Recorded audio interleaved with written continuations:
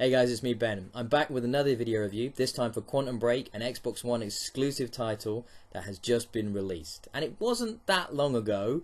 Well, BXB Games was something else. We were Xbox.co.uk, a single format website focused on bringing Xbox and Xbox only related content to all you guys. And that lasted for about 14 years, and then I come on board and I made it a multi-format website. But that doesn't mean we don't still care deeply about the releases that come out on Xbox. Quantum Break was a long-awaited follow-up game to the Xbox exclusive titles that was Alan Wake and Alan Wake American Nightmare, also developed by Remedy.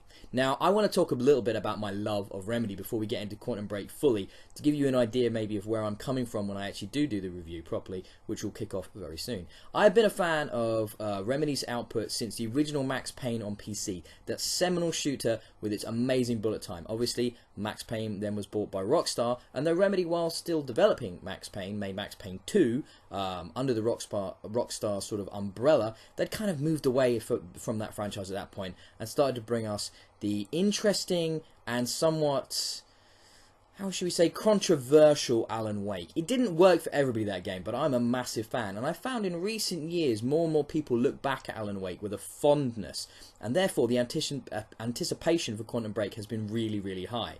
And finally, we've got to play it, and I guess that means it's time I talked about it.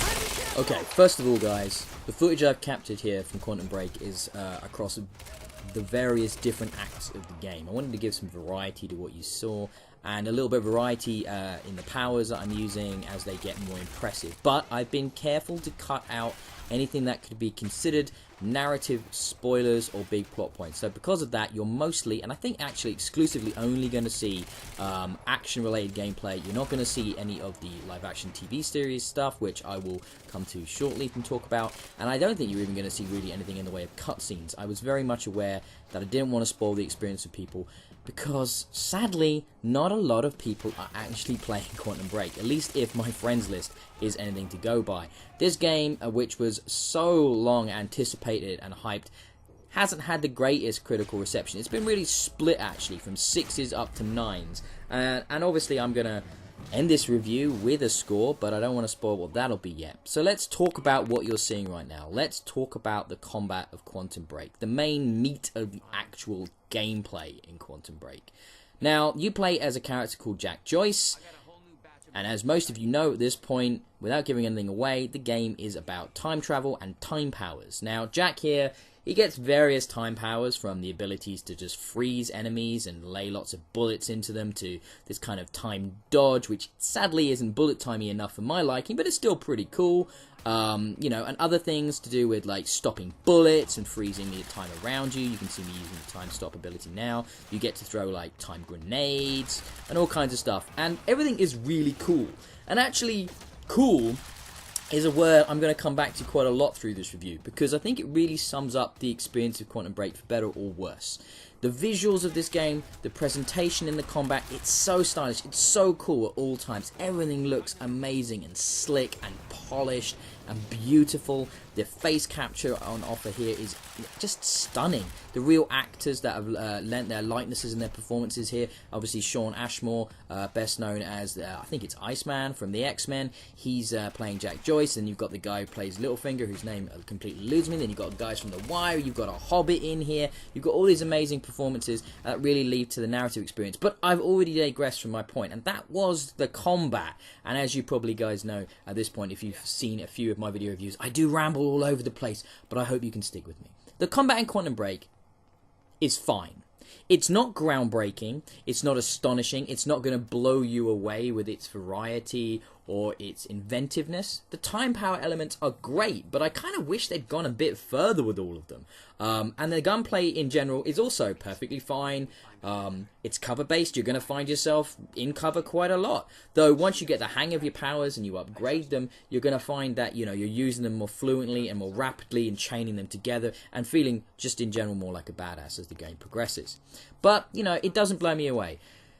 Let's get back then to the other element of Quantum Break, which is what I found really impressive, which was the narrative inventiveness that was on display here. Now, Quantum Break, as most of you have probably already heard, is split into 5 acts, and between each of those acts, there's a 22 to 25 minute long live action TV show that basically tells the story of what's going on in Quantum Break, but from a different perspective, from often either the supporting cast or the villain's perspective. Now, I, for one, really enjoyed this. Now, I know some people have said, why isn't it following our heroes? Why isn't it doing that? Because you're getting their story in cutscenes and in the action as you play the game. So what they want to do here at Remedy is they're very cleverly and maturely trying to tell a balanced story and a narrative that actually follows not just the hero, but the villains and the supporting characters. And what that does is it gives them all so much more weight, and it makes you care about them so much more. So when they do show up in the game, when Jack does have an interaction with a character called Burke, who's a big player in the live action show, right at the end of the game, I won't get any spoilers here, but right at the end of the game, it matters so much more to you as the viewer and as the game player, you know, what actually happens. And I found it was such a cool thing to do. The other big thing is that the bad guy in this, well, I say bad guy in inverted commas here, Paul Serene, the Littlefinger guy from Game of Thrones, he would have been possibly very one note if everything was just told from the hero's perspective. But because you get so much more of an experience of him, an understanding of him for the live action TV shows, and another element that I'll come to in a moment, you really get to sort of understand where he's coming from and care about him. And he's not a villain in a one-note sense.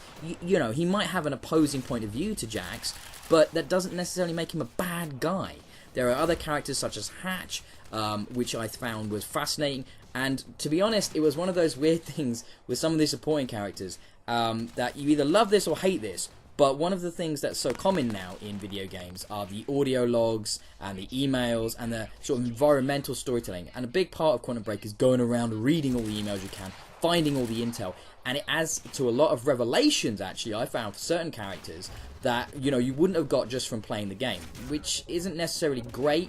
It feels a bit like Remedy had so much story to tell, so many awesome ideas, but they didn't have enough game to tell it in, so they've had to fit it in with these sort of side bits and pieces, which is a bit of a shame, especially with the character Hatch, who I found was fascinating. He's kind of a bad guy, but he's kind of working against the main bad guy a little bit, or isn't he, or is he? What's his motivations? But if you do find all the emails, there's some really interesting revelations about who he is and why he's doing what he's doing. But again, no spoilers, though I really would love to talk about this in full spoilers, but I'm not gonna resist that urge. So, you know, I like the story. I mean, and that's the problem you're going to have with Quantum Break. The gameplay itself isn't that most thrilling thing in the world. It looks cool at all times. You know, the presentation is cool. The sound effects are cool. Everything about the way the game, looks and plays is cool. But at the same time, it's a little cold. It's a little bit chilly. There's a little bit lack of a sort of emotion and empathy within the game. It can everything from the TV show to the presentation, it can come across a little bit too cold and stark, and that can be a little bit off-putting as well. But like I said, I found the story really, really engaging. But your mileage may vary. Some people have criticised the production, calling it like cheap B-movie, like Sci-Fi Channel kind of stuff. I thought it was a lot better than that. I really, really enjoyed it. I really liked the characters that it helped flesh out. And because of that, I think I had a much better time with Quantum Break than a lot of the reviewers and a lot of critics have had, which is a real shame. You're either going to enjoy time travel type narrative, sci-fi, guns and action, or you're not. I mean, it's an incredibly small niche. I have friends who are massive fans of Alan Wake, for example, and I'm really curious to see when I talk to them how they've taken on to this sort of niche, because it is very specific and it isn't necessarily going to be for everyone. So I think that's a real shame in a way, because it can be a little bit off-putting, but I think what they do here is so well executed and so much fun that it elevates the somewhat mediocre combat and the somewhat mediocre gameplay to certain new heights. Quantum Break is one of those experiences where the more I talk about it, the more I realise I enjoyed my time with the game. The more I think about it, the more I felt like I was moved by the performances and the characters and their interactions. I was genuinely upset about some things that happened. I wouldn't say I cried or a tear came to my eye, but I was, emotionally invested in what happened to Jack and to Burke and to Fiona, and I can remember their names, and that's a lot more than you could often say about action games that you play, on Xbox and things like that.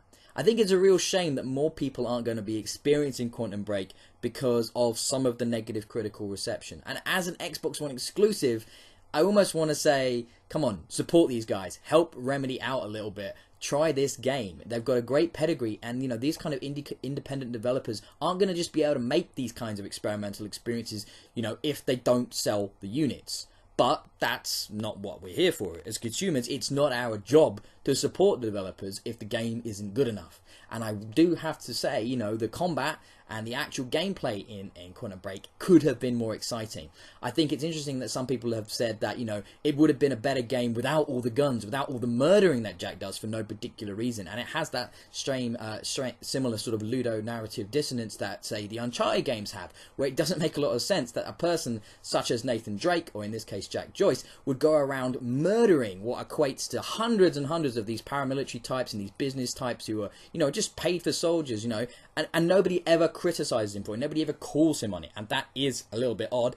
And I think it would have been great if, instead of focusing on that gunplay, which I feel like Remedy felt had to be there, rather than, you know, was serving the narrative, it would have been way cooler if he'd had more innovative time powers, for example, that he could have disarmed or knocked out or disabled his enemies, rather than just shooting them in the face repeatedly, which is what you do in Quantum Break a lot. But as I said when I was talking over the footage momentarily ago, that's not the only fun part of Quantum Break. The story is great. I love the experimental TV show elements that Quantum Break has brought to us. I don't think we're going to see really any more games doing this. It's probably, you know, time consuming, costly, difficult to do, difficult to work out between the video game studios and TV production types. It can't be an easy thing to do at all. But I really like the fact that Remedy was willing to experiment and try something different. I think it's really cool that they're doing that, you know, pushing the envelope, trying something new. It's great, and I loved my experience with Quantum Break. All in all, I had a great time. I hope they kind of do some DLC.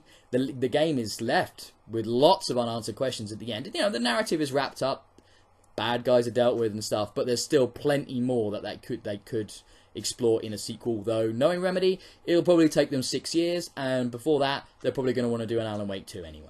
So, all in all, Quantum Break for me was definitely a success, and I give it an 8 out of 10.